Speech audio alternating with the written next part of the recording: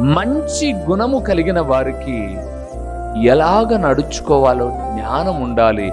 అప్పుడే దైవ స్వభావములో పాలివారం అవుతాం. సద్గుణము ఉండాలి, సద్గుణములో జ్ఞానం ఉండాలి. చెప్పండి, జ్ఞానమునందు ఆశా నిగ్రహం. దరిద్రం ఇక్కడే వచ్చింది. ఎవడికైతే జ్ఞానం ఉండదో ఆశా నిగ్రహం ఉండదు.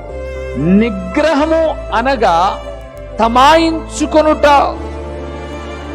ఆశా నిగ్రహము అంటే సంతృప్తి కలిగి ఉండుట. అందుకే జ్ఞాని అయినటువంటి సర్వాధికారి అయిన దేవుడు అపోస్తలుడైన పౌలు ద్వారా తన ఆత్మీయ కుమారుడితో మాట్లాడుతూ సంతృప్తి సహితమైన దైవ భక్తి గొప్ప లాభం అన్నాడు. జ్ఞానం కలిగిన వారికి ఆశా నిగ్రహం ఉంటుంది. అంటే చాలు ప్రభువా, సంతృప్తి పడడం.